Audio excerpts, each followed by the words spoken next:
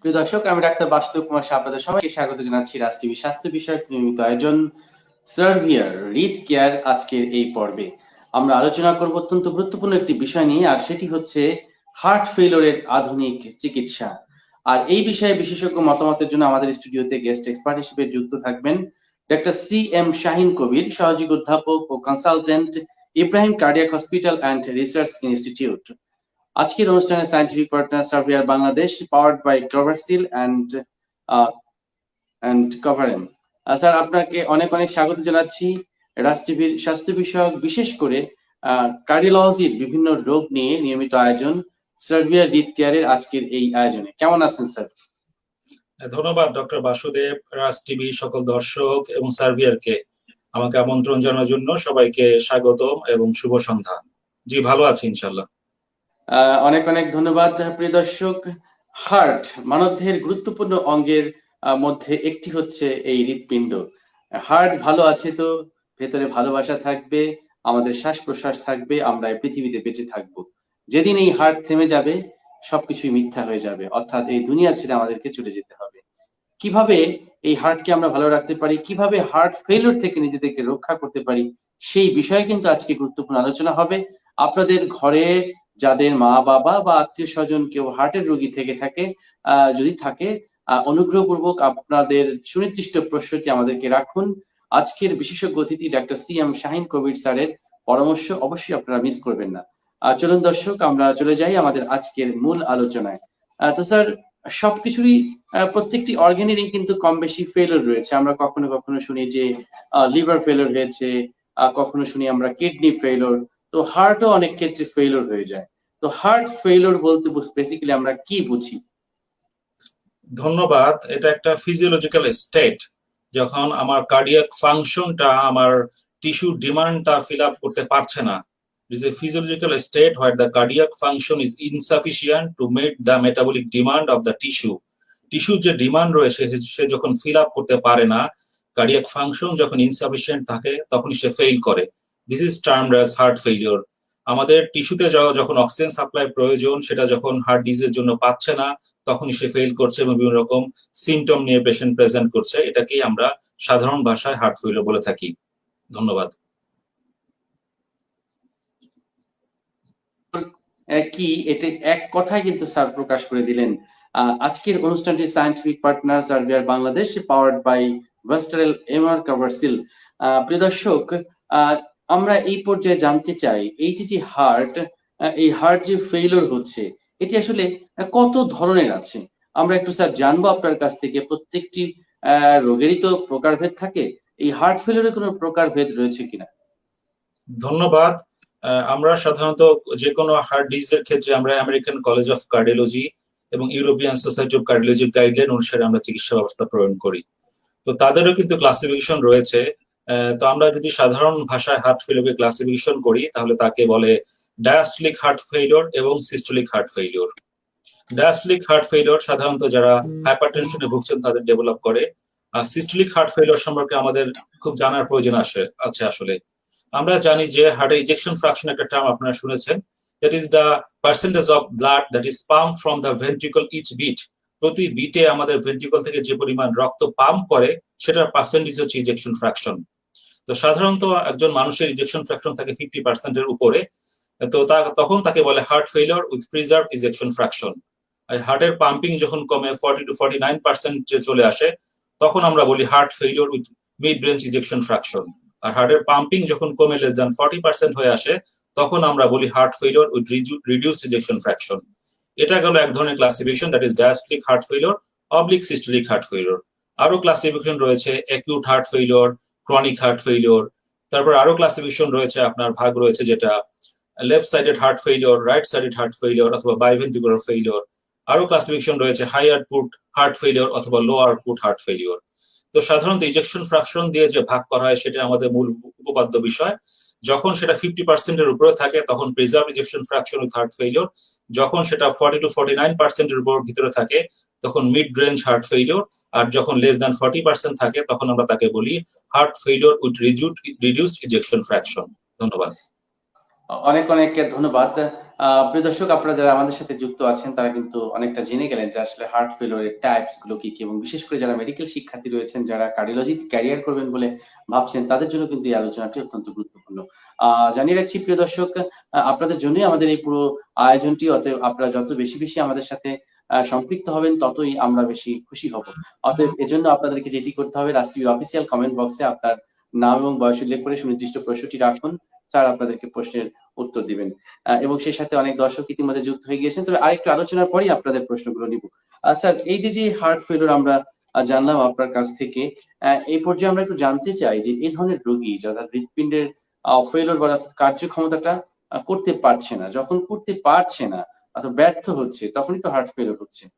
তো এই heart failure আমরা কি কি কারণে হয়ে থাকে, আমরা এটার নেপথ্যের কারণগুলোকে আমরা জানতে চাই। কি কারণে হার্ট ব্যর্থ হয়ে যায় পাম্পিং করতে, আমরা এই বিষয়গুলো আপনার কাছ থেকে শুনতে চাই। ধন্যবাদ। এল্ডারলি পেশেন্ট যাদের বয়স বেশি তারা কিন্তু হাইপারটেনশনে ভোগেন। তাদের কিন্তু আর্টেরিয়াল স্টিফনেস হয়ে যায়, যার দরুন তাদের ব্লাড প্রেশার ডেভেলপ করে। তো যাদের হাইপারটেনশন রয়েছে, যাদের বয়স্ক পেশেন্ট এবং যাদের ওজন আধিক্য রয়েছে, ওবেসিটি একটা রিস্ক ফ্যাক্টর, তাদের কিন্তু হার্ট ফেলিওর ডেভেলপ করার প্রবণতা বেশি। এছাড়া যাদের ডায়াবেটিস রয়েছে এবং যারা স্মোক করেন, তাদের কিন্তু হার্ট ফেলিওরে আক্রান্ত হওয়ার সম্ভাবনা রয়েছে। তো রিস্ক ফ্যাক্টর বলতে আমরা বুঝি smoking, diabetes, hypertension, obesity and ageing একটা ফ্যাক্টর, যেগুলোর জন্য আমাদের রোগীরা সাধারণত সচরাচর হার্ট ফেলিওর আক্রান্ত হয়। আর হার্ট ফেলিওরের জন্য কোনো সুনির্দিষ্ট কারণ রয়েছে, একাধিক কারণ রয়েছে। আমার যদি করোনারি ডিজিজ থাকে তাহলে আমার হার্ট ফেলিওর হতে পারে। আমার যদি হাইপারটেনশন থাকে, আমি যদি স্মোক করি, আমি যদি ওবেসিটি থাকে, তাহলে আমার হার্ট ফেলিওর হতে পারে। তাছাড়া আপনারা শুনেছেন ভালভুলার হার্ট ডিজিজ, বিভিন্ন রকম ভালভের রোগেও কিন্তু আমার হার্ট ফেলিওর ডেভেলপ করতে পারে। এছাড়া অনেক সময় হার্টবিট অনেক ইররেগুলার হয়ে পড়লে, কমনলি আমাদের একটা টার্ম আছে অ্যাট্রিয়াল ফিব্রিলেশন, যে কারণে কিন্তু আমাদের হার্ট ফেলিওর ডেভেলপ করতে পারে। এছাড়া কার্ডিওমায়োপ্যাথি, আমাদের হার্টের মাংসপেশি দুর্বল হয়ে গেলে আমাদের হার্ট ফেলিওর ডেভেলপ করতে পারে। কোভিড-19 এর জন্য আমাদের হার্ট ফেলিওর ডেভেলপ করতে পারে ডিউ টু মায়োকার্ডাইটিস, সেখানে মাসেল আক্রান্ত হয় তাই বলে। এছাড়া আমাদের কিছু ডিজিজ রয়েছে, আমাদের এইচআইভি ইনফেকশন, কিছু প্রেগনেন্সির সময় আমাদের পেরিপার্টাইম কার্ডিওমায়োপ্যাথি হতে পারে। এছাড়া স্ট্রেস একটা কার্ডিওমায়োপ্যাথি হতে পারে, যেটা আমরা জানি ট্যাকোটসুবো কার্ডিওমায়োপ্যাথি। সো অ্যালকোহল একটা কারণ। অনেক কারণ রয়েছে আমাদের হার্ট ফেলিওরের। আপনাদেরকে জানতে হবে এবং কজ অনুযায়ী আমাদের চিকিৎসা ব্যবস্থা গ্রহণ করতে হবে। ধন্যবাদ। অনেক অনেক ধন্যবাদ। স্যার, এই জায়গাটাতে একটি সম্পূরক প্রশ্ন রাখতে চাই, যে এমন কোনো খাবার আছে কিনা, যে সমস্ত খাবার আমরা খাদ্যের নামে যে সমস্ত অখাদ্যগুলো খেয়ে থাকি, যার ক্ষতিকর প্রভাব হিসেবে হার্ট ফেলিওর হতে পারে। একটু এই জায়গাটাতে আমাদের সাধারণ দর্শকদেরকে আমরা সচেতন করতে চাই। ধন্যবাদ। আসলে হার্ট ফেলিওর তো করোনারি ডিজিজের একটা ইম্পর্টেন্ট কারণ। আপনি যদি সময় না করেন, হার্টে যদি ব্লক ডেভেলপ করে, তাহলে আপনার হার্টের মাংসপেশি আস্তে আস্তে দুর্বল হয়ে পড়বে, সে অক্সিজেন নিউট্রিয়েন্টস কম পাবে এবং তখন সে ফেলিওর ডেভেলপ করবে। তো রেগুলারলি আমরা ইয়াং এজ থেকে কিন্তু আমাদের আস্তে আস্তে ব্লক ডেভেলপ করে, কিন্তু আমরা এই সময় যদি স্মোক করি এবং বিভিন্ন রকম জাঙ্ক ফুড সেবন করি, লাইক স্যাচুরেটেড ফ্যাট এবং ট্রান্স ফ্যাট, যেগুলা আমাদের ফ্রেঞ্চ ফ্রাই, বার্গারে থাকে, এবং প্রসেসড মিট, যেগুলা আমরা যদি বেশি পরিমাণে স্যাচুরেটেড ফ্যাট গ্রহণ করি, সেগুলো কিন্তু ডিরেক্টলি আমাদের ব্লাড ভেসেলের প্রদাহ তৈরি করে। এই প্রদাহ তৈরি করার ফলে আমাদের সেখানে প্ল্যাক ডেভেলপ করে। এই প্ল্যাক আস্তে আস্তে জমে আমাদের রক্তনালী ব্লক করে, আমাদের রক্ত চলাচলে বাধা তৈরি করে, এবং তখনই করোনারি ডিজিজ ডেভেলপ করে। এই করোনারি ডিজিজ লং স্ট্যান্ডিং থাকলেই তখন আমার হার্ট ফেলিওর ডেভেলপ করে এবং বিভিন্ন রকম কমপ্লিকেশন নিয়ে আমরা আসতে পারি। তো অবশ্যই খাদ্য অভ্যাস এবং স্ট্রেস অনেক বড় ফ্যাক্টর। এসব যদি আমরা অল্প বয়স থেকে নিয়ন্ত্রিত ভাবে না চলি, তাহলে কিন্তু আমাদের অনেক বেশি ঝুঁকি রয়েছে অল্প বয়সে হার্ট অ্যাটাক এবং হার্ট ফেলিওর আক্রান্ত হওয়ার। রাইট। অর্থাৎ এই জায়গাটাতে প্রিয় দর্শক, আপনাদেরকে সতর্ক করার জন্য কিন্তু আমার এই প্রশ্নটি উপস্থাপন করা হয়েছে, যে আপনি যদি খাদ্যের নামে অখাদ্য বিষ খেয়ে থাকেন, সেটি কিন্তু আপনার হার্টটাকে ছাড়বে না, অর্থাৎ আপনার হার্টটাকে বিকল করে দিয়ে আপনাকে কিন্তু নিঃশেষ করে দিতে পারে। আজই যারা ধূমপান করছেন তাদেরকে রিকোয়েস্ট করছি, অনুরোধ করছি অনুষ্ঠানের মাধ্যমে ধূমপান ছেড়ে দিবেন। এছাড়া যে কোনো ধরনের ফাস্ট ফুড, জাঙ্ক ফুড, যেটি স্যার বলছিলেন, যে এগুলো অতিরিক্ত মাত্রা সে গ্রহণ করলে অ্যাথারোস্ক্লেরোসিস বা রক্তনালীগুলো কিন্তু চিকন হয়ে যায়, আলটিমেটলি সেখান থেকে ব্লক থেকে হার্ট অ্যাটাক এবং সেখান থেকে হার্ট ফেলিওর, অর্থাৎ কনসিকুয়েন্স হিসেবে কিন্তু আপনার হার্টটি নিঃশেষ হয়ে যাচ্ছে, আপনি থেমে যাচ্ছেন, অর্থাৎ এই পৃথিবী থেকেই আপনি চলে যাচ্ছেন। আসুন আমরা সতর্ক হই। অনেক অনেক ধন্যবাদ স্যার এই কারণগুলোকে উপস্থাপন করার জন্য। আমরা এই পর্যায়ে জানতে চাই স্যার, এই ধরনের রোগীরা যখন আপনাদের কাছে এসে থাকে, তাদের কি কি সমস্যা পরিলক্ষিত হয়? What are the symptoms they develop? তাদের কি কি উপসর্গ পরিলক্ষিত হয়? ধন্যবাদ। আমি যদি আপনাকে জানাই যে আমাদের দুই ধরনের প্রেজেন্টেশন আছে, অ্যাকিউট হার্ট ফেইলিওর এবং ক্রনিক হার্ট ফেইলিওর, বা লেফট সাইডেড হার্ট ফেইলিওর এবং রাইট সাইডেড হার্ট ফেইলিওর। তো যার অ্যাকিউট হার্ট ফেইলিওর ডেভেলপ করবে, দ্যাটস এ মেডিকেল ইমার্জেন্সি, তাকে অবশ্যই হাসপাতালে আসতে হবে। এই ধরনের রোগীরা সাধারণত অনেক শ্বাসকষ্ট নিয়ে আসেন, সাথে তাদের মুখ দিয়ে পাতলা পাতলা ফেনা বা পানি জাতীয় বিজলে যেতে থাকে, যেগুলো প্রায় রক্তের মতো মনে হতে পারে। সাথে তাদের প্রচুর ঘাম থাকে এবং তাদের ব্লাড প্রেশার কমে যেয়ে কমপ্লিকেশন নিয়ে তারা আসতে পারে। তো এই ধরনের পেশেন্টের প্রেজেন্টেশন শ্বাসকষ্ট এবং বুকে ব্যথা থাকতে পারে, বুক ধরপড় থাকতে পারে, সেটা এক ধরনের প্রেজেন্টেশন। আর যারা ক্রনিক হার্ট ফেলিওর, যারা অনেকদিন যাবত হার্ট ফেলিওরে ভুগছেন, তাদের থাকবে শ্বাসকষ্ট, যেটা পরিশ্রম করলে বাড়বে, বিশ্রাম নিলে কমে যাবে।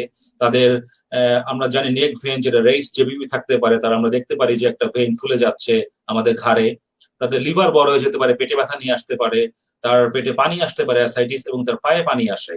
তো অ্যাকিউট হার্ট ফেলিওর যা ডেভেলপ করবে, সে অনেক তীব্র শ্বাসকষ্ট নিয়ে ইমার্জেন্সিতে আসতে বাধ্য হবে। আর যে ক্রনিক হার্ট ফেলিওর, তারা গ্র্যাজুয়ালি যেটা ডেভেলপ করেছে, তার শ্বাসকষ্ট থাকবে অন্যরকম। তার শ্বাসকষ্ট পরিশ্রম করলে বাড়বে, সিঁড়ি বাইলে বাড়বে, কিন্তু বিশ্রাম নিলে কমে যাবে, এবং তার পেটে এবং পায়ে পানি চলে আসবে। তো রোগীরা সাধারণত দুই ধরনের প্রেজেন্টেশন নিয়ে আমাদের কাছে আসেন। ধন্যবাদ। অনেক অনেক ধন্যবাদ স্যার।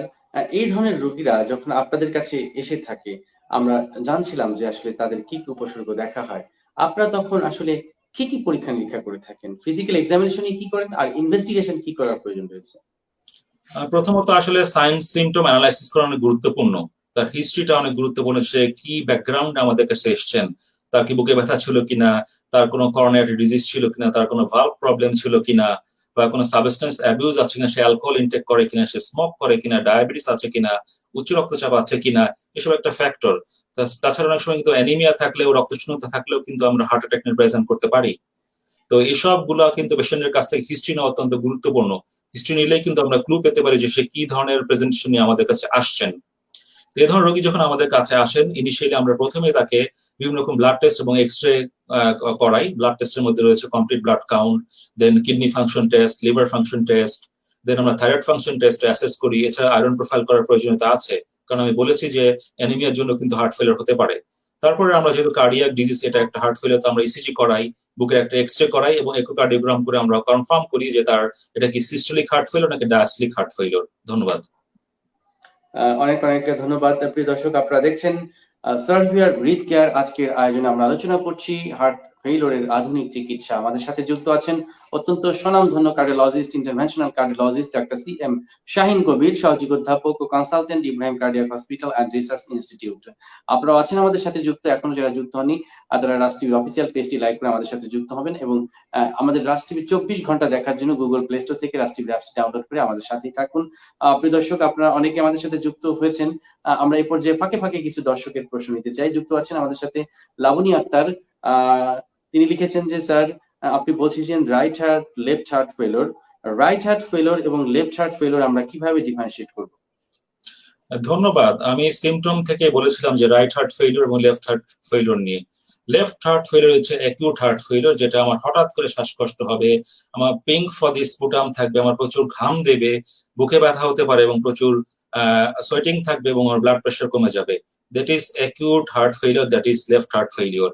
এটা হচ্ছে আমাদের there is diastolic filling, pressure বেড়ে যাচ্ছে, তখন আমার পালমোনারি ভেনাস প্রেশার বেড়ে যেয়ে আমার ফুসফুসে পানি চলে আসছে।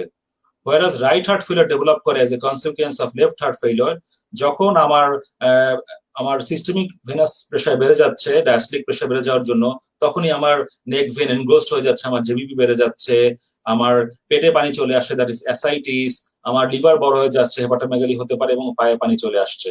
তো রাইট হার্ট ফেইলিওরে কিন্তু জেনারেলাইজড একটা ইডিমা থাকবে, তার পায়ে পানি থাকবে, পেটে পানি থাকবে, নেক ভেন এনগ্রোস থাকবে, তার লিভার বড় থাকবে। whereas লেফট হার্ট ফেলিওরে কিন্তু পেশেন্টের প্রেজেন্টেশনটা অ্যাকিউট থাকবে, তার এই ধরনের কোনো অ্যাসাইটিস বা পানির হিস্ট্রি থাকবে না। ধন্যবাদ। অনেক অনেক ধন্যবাদ ডাক্তার লাবণী, সুন্দর একটি প্রশ্ন করার জন্য। প্রিয় শিক্ষার্থী যারা আছেন আমাদের সাথে যুক্ত, আসলে এই প্রশ্নগুলো আমরা উত্তরের মাধ্যমে আমাদের নলেজটাকে আরো একটু বেশি ঝালাই করে নিতে পারছি, পাশাপাশি আমাদের জ্ঞানের সমৃদ্ধি হচ্ছে, এবং সাধারণ দর্শক যারা আছেন তারাও কিন্তু বুঝতে পারছেন যে এটা কত ক্রিটিক্যাল একটি বিষয়। অনেক অনেক ধন্যবাদ। আমরা আরো কিছু প্রশ্ন নিতে চাই। আমাদের সাথে যুক্ত আছেন Smriti Chowdhury from Khulna medical college হাসপাতাল।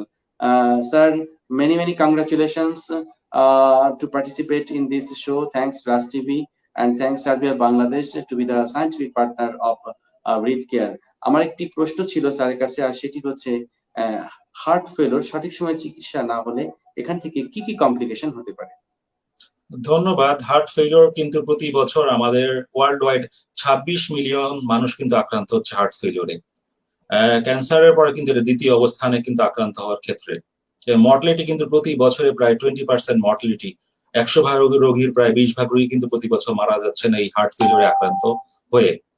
এটা যখন প্রেজেন্টেশন হয় তখন কিন্তু পেশেন্টের অনেক রকম কমপ্লিকেশন নিয়ে আসতে পারে, যেমন সাথে তার হার্ট অ্যাটাক থাকতে পারে, তার ব্রেন স্ট্রোক থাকতে পারে অনিয়ন্ত্রিত হাইপারটেনশনের জন্য, তার হার্ট ফেলিওরের জন্য কিডনিতেও রেনাল ভেনাস হাইপোটেনশন হয়ে সিস্টেমিক কনজেশন হয়ে তার কিডনি ফেলিওর হতে পারে, তার লিভার ফেলিওর হতে পারে, যেটা আপনারা জানেন ইসকেমিক হেপাটাইটিস।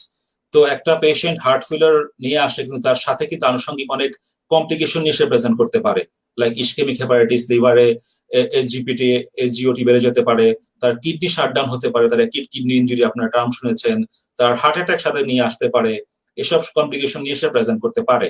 তো সাথে অনেক সময় তার ক্রনিক হার্ট ফেলিওর যদি থাকে তখন তার পায়ে পানি, পেটে পানি, রেস, জেবিপি এসব নিয়ে সে প্রেজেন্ট করতে পারে। এছাড়া হার্ট ফেলিওরের চিকিৎসার সাথে রোগীর কিন্তু অনেক সময় অনিয়ন্ত্রিত হৃদস্পন্দন নিয়ে আসতে পারে, ভেন্ট্রিকুলার অ্যারিথমিয়া এবং অ্যাট্রিয়াল ফিব্রিলেশন থাকতে পারে, যে হার্ট অ্যাটাক, অ্যারিথমিয়া এসব কমপ্লিকেশন নিয়ে পেশেন্ট অনেক সময় আসে এবং সময়মত চিকিৎসা না করলে তার হার্ট ফেলিওর কিন্তু কারেকশন করেও তাকে ইমপ্রুভ করানো যায় না। ধন্যবাদ। অনেক অনেক ধন্যবাদ। আমরা আরো কিছু প্রশ্ন নিতে চাই। আমাদের সাথে যুক্ত আছেন সৈয়দ মোহাম্মদ আব্দুস সাত্তার। তিনি লিখেছেন, সালাম নিবেন, হার্ট সুস্থ রাখার জন্য কি ধরনের খাওয়ার অভ্যাস করা উচিত? ডায়াবেটিক্স রোগীরা কি ধরনের সাবধানতা অবলম্বন করবে বা করা উচিত? সাত্তার ফ্রম দিনাজপুর। আমরা প্রডিউসারের দৃষ্টি আকর্ষণ করছি প্রত্যেকটি প্রশ্ন ডিসপ্লেতে শো আপ করার জন্য। তো আব্দুস সাত্তারের জন্য আপনার কি পরামর্শ থাকবে স্যার? ধন্যবাদ আব্দুস সাত্তার, আপনি একটা গুরুত্বপূর্ণ প্রশ্ন করেছেন। আসলে আমাদের তো হার্ট এমন একটা অর্গান যেটা আমাদের পুরো শরীরের বিভিন্ন কন্ট্রোল সিস্টেম নিয়ন্ত্রণ করে। সে কিন্তু ব্লাড পাম্প না করলে সব অর্গান কিন্তু আস্তে আস্তে মারা যাবে, এটাই নিয়ম।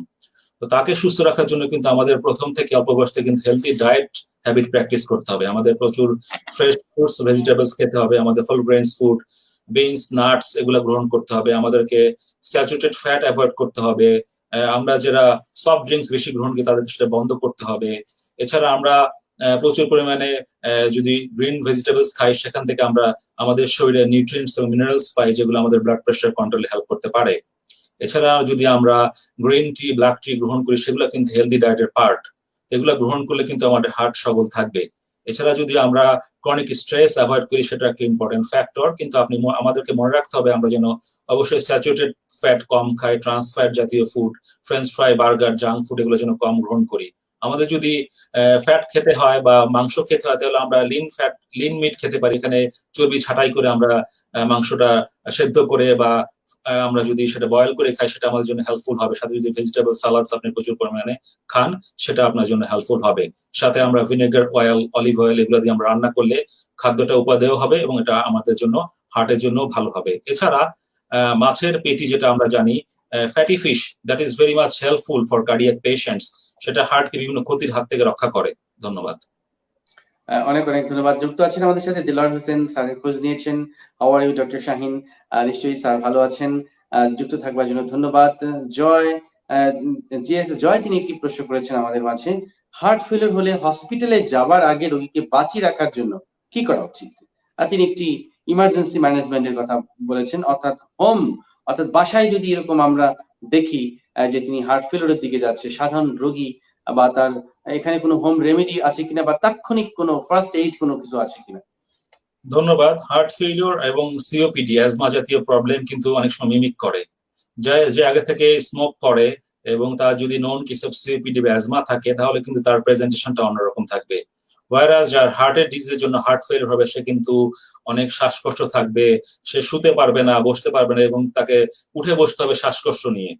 সাথে তার পিঙ্ক ফ্লদি স্পুটাম থাকতে পারে, অনেক ঘাম দেবে এবং তার ব্লাড প্রেশার কমে যেতে পারে। এই ধরনের রোগীকে যখন আপনি বাসায় আইডেন্টিফাই করবেন তখনই তাকে প্রপড আপ অবস্থানে রাখবেন, যেন সে একটু 45 ডিগ্রি অ্যাঙ্গেলে শুয়ে না থেকে একটু বসে থাকে, তাহলে তার কিন্তু অনেকটা রিলিফ হয়ে যাবে। কারণ আমরা অনেক সময় যেটা করি, রোগীকে শুয়ে অ্যাম্বুলেন্সে করে বা গাড়িতে করে শুয়ে হাসপাতালে নিয়ে আসি, ততক্ষণে কিন্তু স্যাচুরেশন বা পালস অক্সিমিটার দিয়ে আমরা দেখি অনেকাংশ কমে যায়। কারণ আপনারা জানেন যে আসলে ফুসফুসে পানি চলে আসে। এই পানিটা যখন আমি যদি প্রপটা পজিশনে পেশেন্টকে রাখি একটি 45 ডিগ্রি অ্যাঙ্গেলে করে, তাহলে কিন্তু পানির অ্যাকুমুলেশনটা কম হয় এবং পেশেন্টের শ্বাসকষ্ট কম হয়। আমি আপনাদেরকে বলবো, যদি বাসায় অক্সিজেন দেওয়ার ফ্যাসিলিটি থাকে সেটা আপনি অ্যাপ্লাই করতে পারেন, এবং পেশেন্টকে যদি হাসপাতালে আনার প্রয়োজন হয় অবশ্যই প্রপ টাপ করে বসেই হাসপাতালে আনবেন। তাহলে কিন্তু পেশেন্টকে অনেক সময় মেকানিক্যাল ভেন্টিলেশনে দেওয়া থেকেও কিন্তু আমরা অ্যাভয়েড করতে পারি। ধন্যবাদ। এক্স্যাক্টলি। স্যার অত্যন্ত গুরুত্বপূর্ণ কিছু টিপস দিলেন আমাদের মনে হয় প্রিয় দর্শকের, যে আপনি প্রশ্নটি করেছেন জয়, জিএস জয়, আপনার যদি চোখের সামনে এরকম কোনো সমস্যা লক্ষ্য করেন বা যাদের আগের থেকেই হার্টের সমস্যা রয়েছে, তাদের ক্ষেত্রে অবশ্যই আপনি একটু প্রপড আপ বলতে 45 ডিগ্রি অ্যাঙ্গেলে বসে একটু অক্সিজেন দিয়ে তারপর আপনি রোগীটাকে হসপিটালে নেবেন। এবং যদি আপনার ঘরে পালস অক্সিমিটার আপনি রাখতে পারেন সেক্ষেত্রে কিন্তু আরো একটু সুবিধা হবে। আপনি দেখতে পারলেন যে আপনার ওই রোগীর অক্সিজেন গ্রহণ ক্ষমতা কেমন, ঠিক তখনই আপনি একটা তাৎক্ষণিক ব্যবস্থা গ্রহণ করতে পারবেন। এবং অবশ্যই একটি অক্সিজেন সমৃদ্ধ একটি অ্যাম্বুলেন্সকে আপনাকে খবর দিতে হবে, এবং একটি নিকটস্থ একটি হৃদরোগ হসপিটাল, যেখানে হৃদরোগের ফ্যাসিলিটি। আমাদের সাথে যুক্ত হয়েছেন হাসিনা আক্তার নোয়াখালী থেকে। তিনি লিখেছেন যে স্যার, আমার বাবার বুকের বাম পাশে প্রায় ব্যথা করে, তার ইসিজি করানো হয়েছে নরমাল, ইকো করানো হয়েছে নরমাল, মাঝে মধ্যে শ্বাসকষ্ট হয়, তার কোনো অ্যাজমা সমস্যা নেই, এটি কি হার্ট ফেলিওরের লক্ষণ কিনা? ধন্যবাদ। আপনার বাবার বয়স উল্লেখ করেনি, তবে যেটা আমি বলতে চাই, ওনার ডায়াবেটিস হাইপারটেনশন আছে কিনা আমি জানি না, তবে যেহেতু ওনার ইসিজি এবং ইকোকার্ডিওগ্রাম নরমাল আছে কিন্তু তার শ্বাসকষ্ট হচ্ছে, আমি বলবো তাকে কার্ডিয়াক ইভালুয়েশন করা প্রয়োজন। আপনি ওনাকে ইটিটি করিয়ে কনফার্ম করে নেবেন যখন সে এক্সারসাইজ করবে তখন তার ইসিজি কোনো পরিবর্তন হয় কিনা এবং তার কোনো সিমটম ডেভেলপ করে কিনা। এছাড়া অনেক ক্ষেত্রে আমরা সিটি করোনারি এনজিওগ্রাম করে কনফার্ম করে বলে দিতে পারি যে ওনার হার্টের রক্তনালীতে কোনো ব্লক ডেভেলপ করেছে কিনা এবং সেজন্য কি করণীয়। সাধারণত অনেক সময় কিন্তু সাথে সিওপিডিও মিমিক করে, এক্ষেত্রে আপনার একটা স্ট্রেস এক্সরে করার প্রয়োজনও আছে এবং ইটিটি করে আমরা শিওর হতে পারবো যে আপনার বাবার সিচুয়েশনটা কি অবস্থানে যাচ্ছে। ধন্যবাদ। এক্স্যাক্টলি। অনেক অনেক ধন্যবাদ প্রিয় দর্শক। আপনারা দেখছেন স্যার ব্রাডিট care powered by Vastarel MR and Coversyl. আমাদের সাথে আলোচনায় যুক্ত আছেন বিশিষ্ট cardiologist doctor CM Shahin Kabir. আপনারা আমাদের সাথে যুক্ত আছেন এবং বেশি বেশি করে শেয়ার করে আজকের অনুষ্ঠানটি আপনাদের কে রিকোয়েস্ট করছি সবার মাঝে ছড়িয়ে দেওয়ার জন্য। স্যার, এই পর্যায়ে আমরা আরো একজন দর্শকের প্রশ্ন নিতে চাই। যুক্ত আছেন আমাদের সাথে হাবিবা আক্তার, তিনি ফেনী থেকে যুক্ত হয়েছেন। তিনি লিখেছেন, স্যার আমার মায়ের বয়স 61 বছর, তার রক্তে চর্বির মাত্রা বেশি, টোটাল কোলেস্টেরল লেভেল 200-র উপরে আছে। এই পর্যায়ে হার্ট ফেলিওর প্রতিরোধ করার জন্য কি করণীয়? ধন্যবাদ। আপনার মাকে অবশ্যই লাইফস্টাইল ইন্টারভেনশনের দিকে গুরুত্ব দিতে হবে। তার যদি ডায়াবেটিস থেকে তাকে রেগুলার হাঁটাচলা করতে হবে, কোলেস্টেরল আধিক্যত আছে তাহলে তার কোলেস্টেরল লোয়ারিং এজেন্ট খেতে হবে সাথে, এবং তাকে কিন্তু চর্বি জাতীয় খাদ্য অ্যাভয়েড করতে হবে। তাকে প্রচুর ফ্রেশ ফ্রুটস ভেজিটেবলস খেতে হবে, তাকে বিনস, নাট, শিম এবং বাদাম খেতে হবে। আপনি যদি রান্না করা তরকারি খান সেগুলো অলিভ অয়েল বা ভেজিটেবল অয়েল দিয়ে রান্না করে খাওয়ালে কিন্তু তার চর্বির মাত্রাটা অনেকাংশে কমে যাবে। আর সে যদি খেতে চায় তাহলে তাকে প্রচুর পরিমাণে সে ফ্যাটি ফিশ গ্রহণ করতে পারবে, যেটা কোলেস্টেরল ফ্রেন্ডলি, সেটা আমাদেরকে কোলেস্টেরল কমাতে সাহায্য করবে উল্টো। এবং তাকে কিন্তু প্রসেসড মিট বা মাংস জাতীয় খাদ্য কম পরিমাণে গ্রহণ করতে হবে। ধন্যবাদ। অনেক অনেক ধন্যবাদ। যুক্ত আছেন আমাদের সাথে বনলতা মিরপুর থেকে। তিনি লিখেছেন, স্যার নিয়মিত গরুর মাংস এবং খাসি মাংস খেলে হৃদরোগ হওয়ার সম্ভাবনা কতটুকু? আসলে আমাদের গাইডলাইনে বলছে আপনি কিন্তু সপ্তাহে 2 থেকে 3টা সার্ভ কিন্তু আপনি গরুর মাংস, খাসির মাংস খেতে পারবেন, কিন্তু অ্যামাউন্ট কিন্তু কম। আমাদের যে ডেইলি ইনটেক হয় তার কিন্তু লেস দ্যান 10% আমাদের স্যাচুরেটেড ফ্যাট রাখতে হবে। এই স্যাচুরেটেড ফ্যাট হচ্ছে কি আপনার গরুর মাংস বা খাসির মাংস, বাটার, পনির, তারপরে আমরা যে অনেক আইসক্রিম খাই, তারপরে আমরা যে বেকারি আইটেম খাই, এগুলো কিন্তু স্যাচুরেটেড ফ্যাট, এগুলোতে ট্রান্স ফ্যাট থাকে, এগুলো আমাদের কিন্তু লেস দ্যান 10% আমাদের টোটাল ডায়েটের জন্য হয়। তো আমরা খেতে পারবো অবশ্যই সপ্তাহে 2 থেকে 3 সার্ভ, কিন্তু সেটা অ্যামাউন্ট কিন্তু অনেক কম, যেন সেটা 10% এর বেশি ক্রস না করে। ধন্যবাদ। অনেক অনেক ধন্যবাদ। এই পর্যায়ে স্যার আমরা জানতে চাই, এই ধরনের রোগীরা যখন আপনাদের কাছে এসে থাকে তখন ইমার্জেন্সি ম্যানেজমেন্টটা কি এবং এটার রুটিন ম্যানেজমেন্ট গুলো আমরা জানতে চাই। প্রথমত ইমার্জেন্সি ম্যানেজমেন্ট, অর্থাৎ এই ধরনের রোগী যখন একটি হসপিটাল আসবে বা একটা সিসিউতে আসবে তখন কর্তব্যরত চিকিৎসকের প্রথমে কোন কাজটি করতে হবে? প্রথমে পেশেন্ট যখন ইমার্জেন্সিতে আসবে তখনই আমরা তাকে মনিটরে দিব, যে তার pulse, blood pressure, oxygen saturation কত আমরা নির্ণয় করব। ইমিডিয়েটলি তাকে আমরা ইসিজি করাবো এবং অক্সিজেন দেওয়ার পরে তাকে সাপ্লিমেন্টাল অক্সিজেন থেরাপি দেওয়ার পরই আমরা তাকে ল্যাসিক্স বা ডায়াবেটিক্স জাতীয় ওষুধ প্রয়োগ করবো, যেটা তার ফুসফুসের পানি কমাতে সাহায্য করবে অতিরিক্ত ইউরিন পাস করিয়ে। এবং অনেক সময় তাকে মরফিন জাতীয় ওষুধ দেওয়ার প্রয়োজন হয়, যেটা ভেনোডাইলেট করে তার অ্যাংজাইটি কমাবে, তার এই উচ্চ ভেনাস হাইপারটেনশন কমিয়ে তাকে ইমপ্রুভ করিয়ে দেবে। তো এই জাতীয় পেশেন্টকে আমরা প্রপড আপ রাখবো, অক্সিজেন সাপ্লিমেন্টাল অক্সিজেন দিব, তাকে আমরা ল্যাসিক্স জাতীয় ওষুধ প্রয়োগ করবো শিরাপথে এবং মরফিন দিয়ে ইনিশিয়ালি তাকে সেটেল করে আমরা তাকে ভর্তির ব্যবস্থা করে দিব হাসপাতালের সিসিইউতে বা ওয়ার্ডে। ধন্যবাদ। আর যদি ক্রনিক কেসের কথা বলছেন আপনারা, ক্রনিক ম্যানেজমেন্ট সেটা একটা গুরুত্বপূর্ণ ব্যাপার, কারণ আমাদের এই ধরনের পেশেন্ট কিন্তু প্রেজেন্ট করে কার্ডিওমায়োপ্যাথি নিয়ে, যে তার হার্টের পাম্পিং কমে গিয়েছে, তার পেটে পানি, লিভার বড় হয়ে গেছে, তার পায়ে পানি, সব নিয়ে প্রেজেন্ট করে। এই জাতীয় রোগীগুলো কিন্তু অনেকটা ভোগে, কারণ তার বিভিন্ন হাসপাতালে ঘুরে ঘুরেও কিন্তু তাদের কোনো কিছু চিকিৎসা ব্যাপারটা তারা গাইডলাইন পায় না। আমি তাদেরকে বলবো আপনার প্রথমে কিন্তু আপনার ফ্লুইড এবং সল্ট ম্যানেজমেন্টের দিকে গুরুত্ব দিতে হবে, কারণ আপনাকে পানি খেতে হবে 1.5 to 2 লিটার পার ডে। পানি যত কম খাবেন ততদিন আপনি ভালো থাকবেন। দ্বিতীয়ত আপনার যে সল্ট খাচ্ছেন পাতে, সেটাও কিন্তু আপনাকে লেস দ্যান 2 গ্রাম পার ডে কমিয়ে আনতে হবে। আপনাকে ডায়াবেটিক্স জাতীয় ওষুধ সেবন করতে হবে, আপনার অবশ্যই ল্যাসিক জাতীয় ট্যাবলেট খান বা ফুসেমাইড, যেটা আপনার বেশি বেশি পেশাব করিয়ে আপনার শরীর থেকে পানি কমিয়ে দিয়ে আপনাকে ড্রাই করবে। তো এইসব ছাড়াও কিন্তু আপনাকে অনেক ওষুধ প্রয়োগ করতে হয়, যেটা জানেন যে ইদানিং বাজারে পাওয়া যাচ্ছে বিটা ব্লকার জাতীয় ওষুধ, যেটা আপনার হার্টবিট কমিয়ে রাখবে, আপনার হার্টকে আরাম দেবে। হার্ট যত বিট বেশি থাকবে তখন হার্টের কার্যক্ষমতা বেশি হবে, কিন্তু সে ফেল করবে, এটা একটা ব্যাপার। তো আমরা চাই যে তার হার্টবিট যেন কম থাকে। এছাড়া আমরা এসি ইনহিবিটর বা এআরবি জাতীয় ওষুধ প্রয়োগ করি, যেটা আমাদের হার্ট মাসেলের ফাইব্রোসিস বা রিমডেলিংটাকে প্রিভেন্ট করে এবং আমাদের হার্ট ফেলিওর থেকে বাঁচিয়ে তোলে। এসব করার পরও কিন্তু আমাদের নিউয়ার ড্রাগস এসছে, আর্নি আপনারা শুনেছেন, এনজিওটেনসিন রিসেপ্টর নেপ্রিলাইসিন ইনহিবিটর, যেটা খুব ইদানিং কালে যেটা ম্যাজিক ড্রাগ হিসেবে আমাদের কাজ করছে, যেটা ব্যবহার করার ফলে কিন্তু এই ধরনের ক্রনিক হার্ট ফেলিওর রোগীর ইজেকশন ফ্র্যাকশন গ্র্যাজুয়ালি আস্তে আস্তে ইমপ্রুভ করা শুরু করে। তাদের হার্টের ইজেকশন ফ্র্যাকশন 25 to 30% ছিল, কিন্তু এই ওষুধ আস্তে আস্তে 2-3 মাস ব্যবহার করার ফলে কিন্তু তার হার্টের পাম্পিং ইমপ্রুভ করছে, তার সিমটম লাঘব হচ্ছে, তার শ্বাসকষ্ট কমে আসছে, সে তার ডেইলি অ্যাক্টিভিটি করতে পারছে। আপনারা জানেন যে আমরা যে হার্ট ফেলিওরের যে সিমটমটা অ্যানালাইসিস করি, তাটা NIHA হার্ট ফেলিওর ক্লাসিফিকেশন যেটা বলে, new York heart association, type 1, 2, 3, 4, যে আমার সিমটম হচ্ছে কিন্তু আমার অ্যাক্টিভিটিতে কোনো প্রবলেম হচ্ছে না। টাইপ 2, আমার মিনিমাল সিমটম হচ্ছে, অ্যাক্টিভিটিতে কোনো প্রবলেম হচ্ছে। টাইপ 3, যে মোটামুটি মডারেট সিমটম হচ্ছে, আমার অ্যাক্টিভিটিতে প্রবলেম হচ্ছে না, কিন্তু যখন বিশ্রামে আমার সিমটম হচ্ছে তখনই আমি টাইপ 4 NIHA হার্ট ফেলিওর বলে। এই ধরনের রোগী কিন্তু হাসপাতালে ভর্তি করতে হয়। এছাড়া আমাদের গবেষণার প্রতিমান হয়েছে যে আরো নতুন নতুন ড্রাগ এসছে, যেটা আমরা জানি ডায়াবেটিক ওষুধ, আপনারা জানেন যে SGLT1 ইনহিবিটর, এটা কিন্তু আমরা জানি ডাপাগ্লিফ্লোজেন, এমফ্লাগ্লিফ্লোজন, এগুলো কিন্তু আমরা সচরাচর ডায়াবেটিক পেশেন্ট ইউজ করি, কিন্তু গবেষণা প্রমাণিত হয়েছে বিভিন্ন রকম হার্ট ফেলিওর যে স্টাডি হয়েছে, ডাপা হার্ট ফেলিওর ট্রায়াল, দেন এম্পাওয়ার রিডিউস ট্রায়াল, এসব ট্রায়াল বলছে এসব পেশেন্ট ডায়াবেটিক ওষুধের সাথে সাথে এগুলো কিন্তু হার্ট ফেলিওরও কিন্তু গুরুত্বপূর্ণ ভূমিকা রাখছে। এই ওষুধ যারা সেবন করছেন তাদের কিন্তু হার্ট ফেলিওর প্রবণতা অনেক কমে আসছে এবং তারা দ্রুত কিন্তু সুস্থ হয়ে উঠছেন। এছাড়া আমরা ওষুধ আরো ব্যবহার করতে পারি ইভাপ্রেডিন নামে একটা ফানি চ্যানেল ব্লকার, যেটা আমাদের হার্ট বিট কমিয়ে রেখে, আমাদের হার্টকে রেস্টে রেখে আমাদের হার্ট ফেলিওর ইমপ্রুভ করায়। এসব ড্রাগ ট্রিটমেন্ট করে কিন্তু আমরা রোগীকে সুস্থ করার ব্যবস্থা করে দেই। ধন্যবাদ। ক্রনিক কেসের ক্ষেত্রে অনেক অনেক ধন্যবাদ।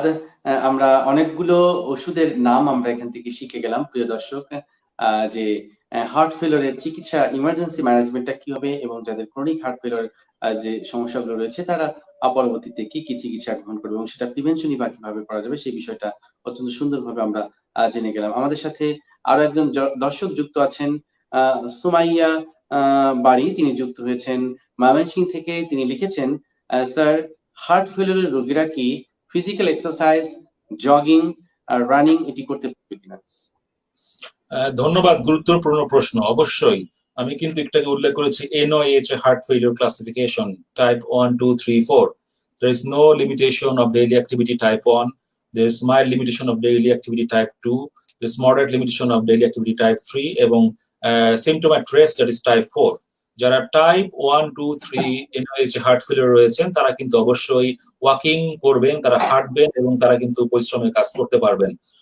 যাদের টাইপ 4 হার্ট ফেলিওর হয়ে গেছে, যারা বিশ্রাম রেস্টেও তাদের সিমটম আছে, তারা কিন্তু আর এক্সারসাইজ করতে পারবেন না।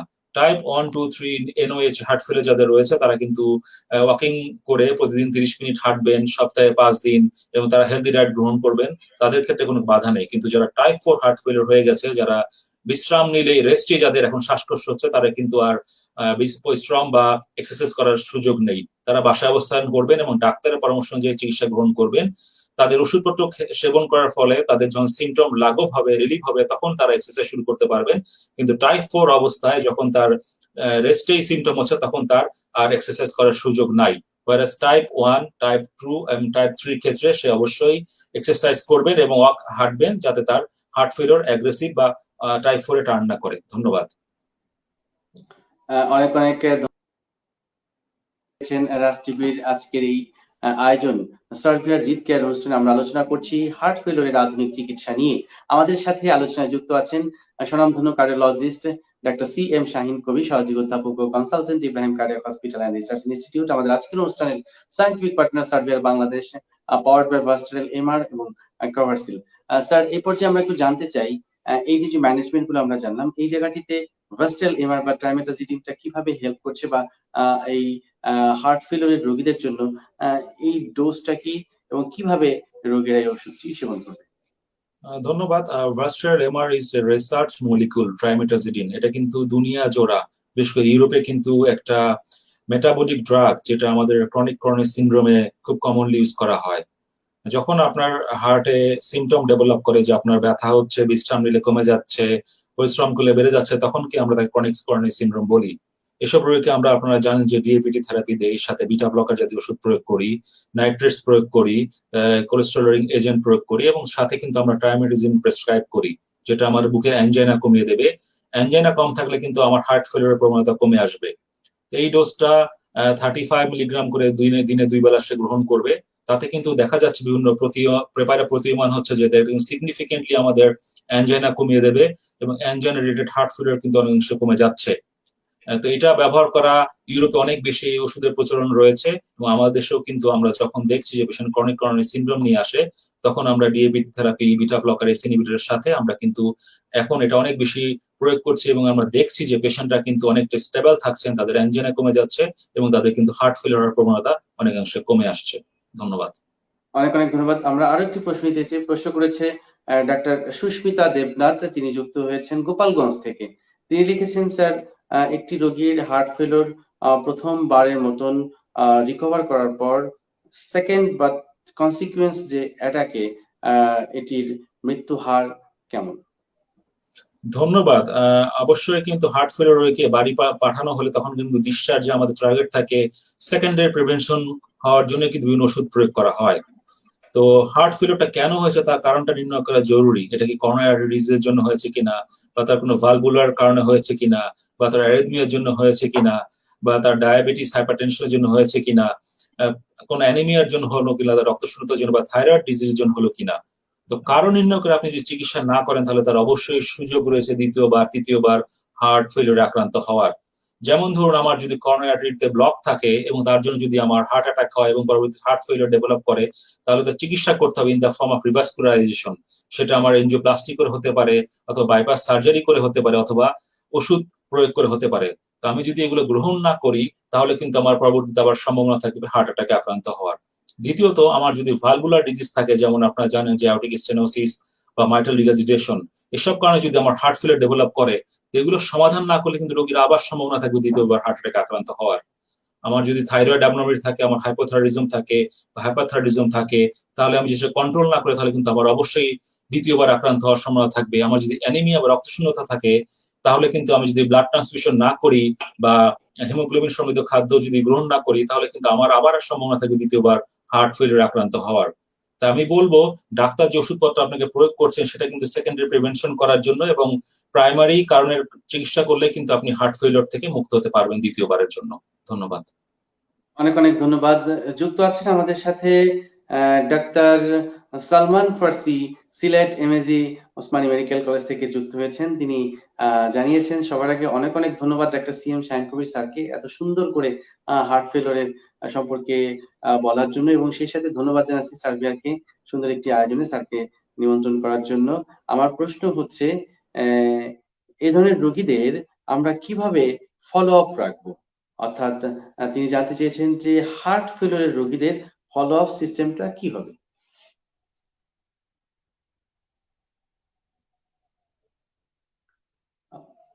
প্রিয় দর্শক, আপনারা দেখছেন, হ্যাঁ, স্যার আছেন যুক্ত আমাদের সাথে। হার্ট ফেলিউরের ধন্যবাদ। রোগীদের একজন চিকিৎসক কিভাবে ফলো আপটা করে থাকবে? ধন্যবাদ। আজকে কিন্তু অনেক ডাক্তার জয়েন করেছেন, এটা কিন্তু আমাদের একটা সাকসেস বলবো, যে তারা আসলে অনেক প্রশ্ন করছেন, জানতে চাচ্ছেন। তারা আমাদের জুনিয়র ডাক্তার, বা তারা কিন্তু হার্ট ফেলিউর নিয়ে চিন্তিত যে রোগীদেরকে কিভাবে ম্যাক্সিমাম সেবা দিতে পারি। তো আমি চেষ্টা করবো তাদেরকে ইনফর্ম করার জন্য। হার্ট ফেলিউর পেশেন্টরা কিন্তু সাধারণত ডায়াবেটিস জাতীয় ওষুধ সেবন করে। তো আপনার চেম্বারে যখন তারা ভিজিট করবে তখনই তাকে সিমটম অ্যানালাইসিস করবেন যে আপনি কেমন আছেন, আপনি কি আপনার রেগুলার অ্যাক্টিভিটি করতে পারছেন কিনা, আপনি কি গোসল করতে পারছেন কিনা, বা হাঁটাচলা করতে পারছেন কিনা, বা সিঁড়ি বাইতে পারছেন কিনা, কি অবস্থা, এসব করলে কি আপনার কি আবার সিমটম রিঅ্যাপিয়ার করে কিনা, এটা জানা প্রয়োজন। তাহলে আপনি অ্যাসেস করে বুঝতে পারবেন যে আপনি কোন স্টেজে পেশেন্ট রয়েছে, যেটা এনওএইচে 1, 2, 3 না 4 হার্ট ফেলিওরটা চলে যাচ্ছে। দ্বিতীয়ত, এসব রোগীরা কিন্তু আপনি যেটা ফ্লুইড ইনটেকের হিস্ট্রি নিতে হবে, সে পানি পর্যাপ্ত পরিমাণে খাচ্ছে নাকি কম গ্রহণ করছে। কারণ হার্ট ফেলিওর রোগী কিন্তু অবশ্যই 1.5 to 2 লিটার পানি গ্রহণ করবে। বেশি গ্রহণ করলে কিন্তু তার আবার সম্ভাবনা থাকবে হার্টে পানি চলে আসার বা ফুসফুসে পানি চলে আসার। সে লবণ জাতীয় খাদ্য কম খাচ্ছে কিনা, এটা ইম্পর্টেন্ট। কারণ আপনারা জানেন যে হার্ট ফেলিওর কিন্তু আমাদের কার্ডিয়াক আউটপুট কমে গেলে তখন আমাদের সিম্প্যাথিক নার্ভাস সিস্টেম অ্যাক্টিভিটি বেড়ে যায়, সাথে আমাদের রেনিন অ্যাঞ্জিওটেনসিন সিস্টেম অ্যাক্টিভিটি হয়, তখন আমাদের সল্ট অ্যান্ড ওয়াটার রিস্ট্রিকশন হয় এবং ভেসোকনস্ট্রিকশন হয়। তখনই আমাদের আফটারলোড বেড়ে গেলে কিন্তু আমাদের হার্ট ফেলিওর ডেভেলপ করে। তো আমাদেরকে কিন্তু ফ্লুইড ইনটেক কমাতে হবে এবং আমাদের কিন্তু সল্ট রেস্ট্রিকশন করতে হবে, তাহলে কিন্তু আমাদের হার্ট ফেলিওর কারেকশন হবে না। এই ধরনের রোগীদেরকে কিন্তু প্রথম ড্রাগ হচ্ছে ডায়াবেটিক্স। আপনারা জানেন যে ফ্রুসামাইড বা ল্যাসিক্স নামে আমরা যেগুলো দেই, সেগুলো কিন্তু আমাদের শরীর থেকে পটাশিয়াম কমিয়ে দিয়ে, ইলেকট্রোলাইট লস করিয়ে কিন্তু আমাদের ফ্লুইডটা কমিয়ে রাখে, আমাদের হাইপোভলিমিয়া করে। তো তারা যখন ভিজিট করবে তাদেরকে কিন্তু আপনারা কিছু পরীক্ষা নিরীক্ষা অ্যাডভাইস করতে হবে, তাদেরকে একটা ECG, echocardiogram, serum electrolytes, renal function টেস্টটা কেমন আছে, সিবিসি কেমন আছে, এবং একটা বুকের এক্সরে করে আমরা এগুলো দেখতে পারি। এছাড়া অনেক ক্ষেত্রে পেশেন্টের সিমটম যদি সিভিয়ার থাকে, যে তার শ্বাসকষ্ট কমছে না, তখন কিন্তু আমরা তাকে N terminal pro BNP level আমরা চেক করি, যে তার আসলে কি মাত্রায় আছে। এটা কি বেশি মাত্রা থাকলে বুঝবো যে তার অপটিমাল মেডিকেল ম্যানেজমেন্ট আমাকে বাড়াতে হবে। যদি দেখি যে মাত্রা কম আছে, তার মানে তার ডায়াবেটিস কাজ করছে, সে স্টেবল অবস্থানে আছে। বিভিন্ন রকম পরীক্ষা নিরীক্ষা করে, সিমটম অ্যানালাইসিস করে আমরা কিন্তু বুঝতে পারি তার সিচুয়েশনটা কি, এবং এটা গুরুত্বপূর্ণ বলে আমি মনে করি। ধন্যবাদ। অনেক অনেক ধন্যবাদ। যুক্ত আছেন আমাদের সাথে শেখর দত্ত। তিনি লিখেছেন, স্যার আপনি বলছিলেন যে রাইট হার্ট এবং লেফট হার্ট ফেলিওর একই সাথে কি দুটো ফেলিওরই হতে পারে, রাইট এবং লেফট হার্ট ফেলিওর? ধন্যবাদ। সাধারণত লেফট হার্ট ফেলিওরের কনসিকুয়েন্সে কিন্তু রাইট হার্ট ফেলিওর ডেভেলপ করে।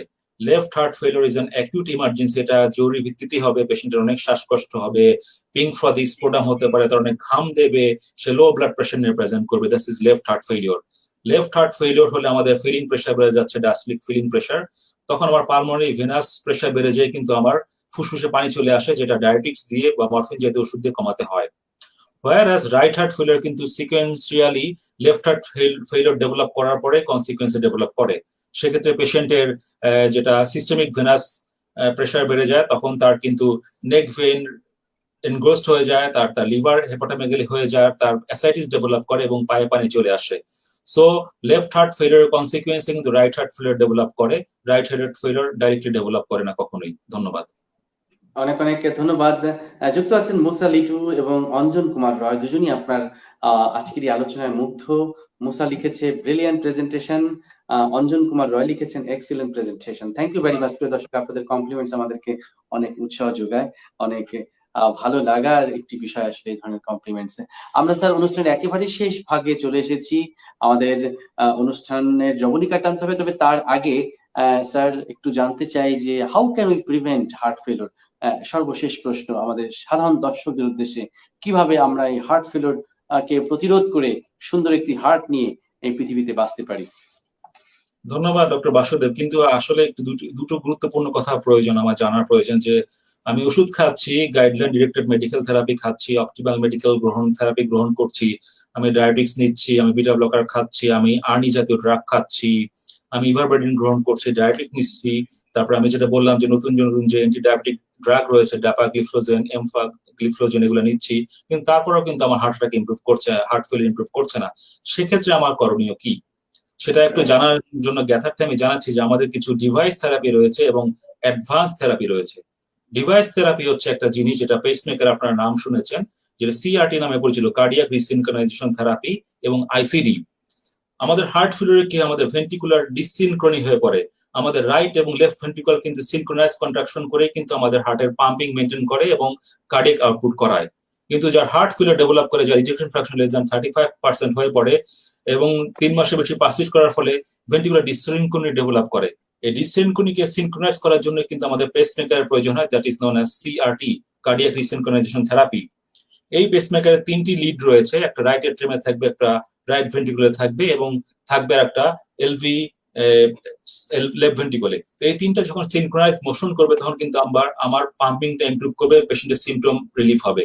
এছাড়া আরেকটা নাম বলেছে ইমপ্লান্টেবল কার্ডিওভার্টার ডিফিব্রিলেটর, আইসিডি, যেটা যার হঠাৎ করে মৃত্যু ঝুঁকি রয়েছে, যার হার্টবিট অনেক অনিয়ন্ত্রিত রয়েছে, যার অ্যারিথমিয়া রয়েছে, তার ক্ষেত্রে কিন্তু এটার প্রয়োজন হয়। অনেক সময় যার হাইপারট্রফিক কার্ডিওমায়োপ্যাথি রয়েছে তারা কিন্তু এই ধরনের পেসমেকারের প্রয়োজন হয়। এছাড়া আমাদের কিন্তু মাইট্রাল রিগাইজেশন কিন্তু একটা ইম্পর্টেন্ট ফ্যাক্টর, যেটা যখন আমার কার্ডিওমায়োপ্যাথি ডেভেলপ করে তখন কিন্তু ভালভ দুর্বল হয়ে পড়ে, তখন কিন্তু ভালভে লিকিং বাড়ে। এটা কিন্তু তখন আমাদেরকে সারানোর জন্য অনেক সময় পারকিউনিয়াস মাইট্রা ক্লিপ আমরা ব্যবহার করতে পারি, অথবা কিন্তু অনেক ক্ষেত্রে কিন্তু আমাদের সার্জিক্যাল H2H রিপেয়ারের প্রয়োজন হয়। This are the device therapy. whereas the advance therapy হচ্ছে কি কিন্তু আমাদের দেশে এখনো চালু হয়নি, কিন্তু হার্ট ফেলিয়ার এন্ড স্টেজে কিন্তু আমাদের কার্ডিয়াক ট্রান্সপ্ল্যান্ট, যে হার্ট ট্রান্সপ্ল্যান্ট করার চিন্তাও কিন্তু করার প্রয়োজনীয়তা আছে। এছাড়া কিন্তু বিদেশি ইউরোপে কিন্তু আমরা ব্যবহার করছি লেফট ভেন্ট্রিকুলার অ্যাসিস্ট ডিভাইস, যেগুলো এন্ড স্টেজে পেশেন্টকে কিন্তু অনেক সময় প্যালিয়েটিভ চিকিৎসা করার জন্য কিন্তু এসব করার প্রয়োজন আছে। তো ধন্যবাদ। তো আমি এখন প্রিভেনশন নিয়ে একটু আলোচনা করি। আসলে সবকিছুই কিন্তু prevention is better than cure. Heart failure develop করে গেলে, হার্টের মাংসপেশি দুর্বল হয়ে গেলে কিন্তু আপনি কিন্তু পরিবারের উপরে, সোসাইটির উপরে কিন্তু অনেক ফাইন্যান্সিয়াল বার্ডেন পড়ে, তাই না? এর পিছনে কিন্তু অনেক ওষুধ খরচ করতে হয়, ডাক্তার দেখাতে হয়, অনেক খরচ বেড়ে যায়। আমাদের দেশে তো ইন্স্যুরেন্স ফ্যাসিলিটি নাই, সো রোগীর প্রতি এবং রোগীর ফ্যামিলির উপর কিন্তু অনেক বার্ডেন পড়ে যায়। তো এই ধরনের ঘটনা যেন না ঘটে সেজন্য কিন্তু আমাদের উচিত আমাদের প্রথম থেকে আমাদের ডায়েট হ্যাবিট যেন ঠিক থাকে, আমাদের ডায়াবেটিস যদি থেকে থাকে সাথে, সেটা যেন আমরা কন্ট্রোল রাখি। আমরা যদি রেগুলার হাঁটাচলা করি 30 মিনিটস পার ডে, সপ্তাহে 5 দিন, আমরা যদি ডায়াবেটিক খাদ্য গ্রহণ করি, প্রয়োজন হলে ট্যাবলেট বা ইনসুলিন গ্রহণ করি, তাহলে কিন্তু আমাদের টার্গেট থাকবে আমাদের সুগারের মাত্রা লেস দ্যান 7 রাখার জন্য। আমার যদি কোলেস্ট্রল বেশি থাকে তাহলে আমি টার্গেট থাকবে আমার এলডিএল কোলেস্ট্রল বা ব্যাড কোলেস্ট্রল সেটার জন্য আমার less than 100 milligram per decilitre থাকে। আমি যদি ধূমপান করি, আমি যদি অ্যালকোহল সেবন করি, সেটা কিন্তু ইম্পর্টেন্ট কারণ আমার কিন্তু হার্ট ফেলিয়ার ডেভেলপ করার জন্য। এগুলো যদি আমি বন্ধ না করি তাহলে কিন্তু আমি কিন্তু নিজেকে ঝুঁকিতে ফেলে দিচ্ছি হার্ট ফেলিয়ার আক্রান্ত হওয়ার জন্য। এছাড়া যদি আমি কায়িক পরিশ্রম কম করি, আমি যদি ওবেস থাকি, আমার যদি বিএমআই বেশি থাকে, সেটাকেও আমার কমিয়ে আনতে হবে আমার হার্ট ফেলিয়ার প্রিভেন্ট করার জন্য। এছাড়া আমার যদি সাথে কনকমিটেড করোনারি আর্টারি ডিজিজ থাকে, আমার যদি অ্যানিমিয়া থাকে, আমার যদি থাইরয়েড প্রবলেম থাকে, সেগুলো চিকিৎসা করলেও কিন্তু আমার কিন্তু হার্ট ফেলিয়ার হওয়ার সম্ভাবনা অনেকাংশে কমে আসবে। ধন্যবাদ। অনেক ধন্যবাদ স্যার আপনার সুন্দর বক্তব্যের জন্য। এবং সেই সাথে আমরা আধুনিক চিকিৎসা কিন্তু প্রিয় দর্শক জেনে গেলাম যে এই হার্ট ফেলিয়ার রোগীদের জন্য আরো কি কি লেটেস্ট অ্যাডভান্স টেকনোলজি আসছে। নিশ্চয়ই আপনারা এই আলোচনা থেকে অনেক উপকৃত হয়েছেন এবং এখন বিশ্বমানের চিকিৎসা সেবা, বিশেষ করে হার্টের চিকিৎসা সেবা কিন্তু এখন বাংলাদেশে সম্ভব হচ্ছে। স্যার অনেক ধন্যবাদ জানাচ্ছি সুন্দর একটি দিনে সুন্দর একটি আলোচনায় যুক্ত হবার জন্য। এবং সর্বশেষে আপনার একটু অনুভূতি জানতে চাই আজকের এই আলোচনায় যুক্ত হয়ে। সার্ভিয়ার বাংলাদেশের নিয়মিত আয়োজন সার্ভিয়ার হৃদ কেয়ার অনুষ্ঠানটি আপনার কি বলবো যে রেগুলার উপস্থিতির মাধ্যমে আমাদের দর্শকদের একটি দর্শকপ্রিয়তা যেমন পেয়েছে, ঠিক তেমনি ভাবে আমাদের শিক্ষার্থীরাও কিন্তু এই ডেটটিকে তাদের ক্যালেন্ডারে সবসময় মানে গুছিয়ে রাখে যে শুক্রবার 7টা কখন বাজবে, কখন ডাক্তার CM শাহীন কবির স্যার আলোচনায় আসবেন। আপনার কেমন লাগছে এই আয়োজনের ধারাবাহিক সিরিজ প্রোগ্রামে অংশ নিয়ে? ধন্যবাদ রাজ টিভি এবং সার্ভিয়ার, তারা যে এত বড় একটা প্রোগ্রাম কন্টিনিউয়াসলি কন্ডাক্ট করে যাচ্ছে। আই থিঙ্ক এটাতে কিন্তু সবাই উপকার হচ্ছে। আমি নিজে পড়াশোনা করছি, আমি আপনাদেরকে আপ টু ডেট নলেজ প্রদান করতে পারছি। এছাড়া যারা রোগী রয়েছেন তারা প্রশ্ন করছেন, যারা ডাক্তার রয়েছেন তারা প্রশ্ন করছেন যে আপডেটের কি কি ইনফরমেশন পাওয়া যায়। আমি চেষ্টা করছি আপনাদেরকে এগুলো প্রোভাইড করে আমাদের রোগীদের স্বার্থে তারা যেন ভালো কোনো চিকিৎসা ব্যবস্থা গ্রহণ করতে পারেন। দ্বিতীয়ত, করোনাকালীন সময় কিন্তু আমাদের রোগীরা অনেক ভয়ে থাকেন, তারা কিন্তু এই ধরনের ফুসফুসের পানি আসা বা শ্বাসকষ্ট নিয়ে কিন্তু তারা হাসপাতালে আসতে ভয় করেন। আপনারা জানেন যে কোভিড এর প্রেজেন্টেশনও কিন্তু এরকম জ্বর, কাশি, গলা ব্যথা, শ্বাসকষ্ট। তো আমরা কিন্তু দেখি অনেক সময় কিন্তু আমাদের ইমার্জেন্সিতে কিন্তু কোভিড এর পেশেন্টও কিন্তু চলে আসে, তারা হার্ট ফেলিয়ার মনে করে। সেসব রোগীর যখন আমরা টেস্ট করাই তখন দেখি যে that's the case of Covid with myocarditis, মানে কোভিড এর কারণে তার ফুসফুস আক্রান্ত হয়েছে, পরবর্তীতে তার হার্টের মাসেল আক্রান্ত হয়ে তার ফুসফুসে পানি চলে এসছে। এটা কিন্তু কোনো হার্ট ফেলিয়ার ছিল না, ভাইরাস কোভিড চিকিৎসা করার পরে অ্যান্টিকোগুলেন্ট দেওয়ার পরে কিন্তু আস্তে আস্তে তার এই হার্ট ফেলিয়ারটা ইমপ্রুভ করে। তাই আমি বলবো আপনারা ভয়ভীতি না পেয়ে যদি একটু কোনো শ্বাসকষ্ট দেখা দেয় অবশ্যই জরুরি বিভাগে আসবেন, ডাক্তারের পরামর্শ নেবেন, ডাক্তার আপনাকে সঠিক পথে গাইড করবেন যেটা আপনার কি ধরনের শ্বাসকষ্ট হচ্ছে, এটা কোনো হার্ট ফেলিয়ার শ্বাসকষ্ট নাকি অ্যাজমার শ্বাসকষ্ট নাকি কোনো হার্ট অ্যাটাকের জন্য শ্বাসকষ্ট হচ্ছে। সঠিক সময়ে সঠিক চিকিৎসা গ্রহণ করলে আপনি অনেকদিন ভালো থাকবেন এবং সেটা আপনার পরিবার এবং সমাজ সবার জন্যই কিন্তু ফাইন্যান্সিয়ালি একটা হেল্পফুল হবে। কারণ আপনি যদি আক্রান্ত হয়ে পড়েন তখন কিন্তু সোসাইটির উপরে আপনার ফ্যামিলির উপরে একটা ফাইন্যান্সিয়াল বার্ডেন পড়ে, কারণ আমাদের সেই ইন্স্যুরেন্স ব্যবস্থা নাই। তাই চাইবো আপনারা প্রিভেনশনের দিকে গুরুত্ব দিবেন এবং নিজেকে হার্টকে ভালো রাখবেন। ধন্যবাদ। অনেক অনেক ধন্যবাদ। অনেক অনেক ধন্যবাদ জানাচ্ছি স্যার যে আপনি এত প্রাণবন্ত ভাবে প্রাঞ্জল ভাষায় চমৎকার ভাবে যে ভেতরের কথাগুলো তুলে ধরলেন। আমার মনে হয় যে প্রিয় দর্শক আপনারা যারা এই অনুষ্ঠানটি দেখছেন, এই অনুষ্ঠানটির আর্কাইভ থাকবে রাষ্ট্রীয় অফিসিয়াল পেজে, পরবর্তীতেও কিন্তু আপনারা শুনতে পারবেন। এবং স্যার প্রত্যেকটি কথায় গুরুত্বপূর্ণ। স্যার আপনাকে অনেক অনেক ধন্যবাদ জানাচ্ছি। নিশ্চয়ই আগামী শুক্রবার সন্ধ্যা ৭টায় হয়তো নতুন কোনো বিষয় নিয়ে আপনার সঙ্গে আবার দেখা হবে, সেই শুভ প্রত্যাশা রাখছি। আপনাকে অনেক অনেক ধন্যবাদ। ধন্যবাদ। ধন্যবাদ। প্রিয় দর্শক, আসলে আপনার হার্টটি যত্ন নেবার দায়িত্ব কিন্তু আপনারই। আপনি চলছেন, ফিরছেন, ঘুরছেন, খাচ্ছেন, ঘুমাচ্ছেন, কিন্তু কখনো কি দেখছেন যে আপনার হার্টটি ভালো আছে কিনা? আপনাকে ভাবতে হবে। আর যদি আপনি ভেবে থাকেন তাহলে অবশ্যই হার্টের চেকআপও করতে হবে। মাঝে মধ্যে একটু কার্ডিওলজিস্টের পরামর্শ নিতে হবে। কেমন আছে? সেই যে জন্ম নেওয়ার পর থেকেই আপনি ঘুমাচ্ছেন কিন্তু আপনার হার্ট কিন্তু কখনো ঘুমায় না। এভাবে করে কিন্তু বিট দিচ্ছেই। হ্যাঁ, কন্ট্রাকশন, রিল্যাক্সেশন, সিস্টোলিক এবং ডায়াস্টোলিক, অর্থাৎ এই বিট আছে বলেই কিন্তু আপনি কথা বলতে পারছেন, খেতে পারছেন, ঘুমাতে পারছেন। তো সেই হার্টটি ঠিক মতন বিট দিতে পারছে কিনা, তার কষ্ট হচ্ছে কিনা, সেটা তো দেখার দায়িত্ব আপনার। অতএব আসুন আমরা হৃদরোগ বিশেষজ্ঞের পরামর্শ গ্রহণ করে আমাদের হার্ট গুলোকে চেক আপে রাখি, ভালো রাখি আমাদের হার্ট, সেই সাথে ভালো থাকি আমি, আপনারা সবাই এবং আমাদের পরিবারের সবাই। সবার সুস্বাস্থ্য কামনা করে আজকের আয়োজন এখানে শেষ করছি। সবাই ভালো থাকুন, সুস্থ থাকুন এবং রাজ টিভির সাথেই থাকুন। You are watching Raj TV, Jagorone, Bangladesh. Please subscribe.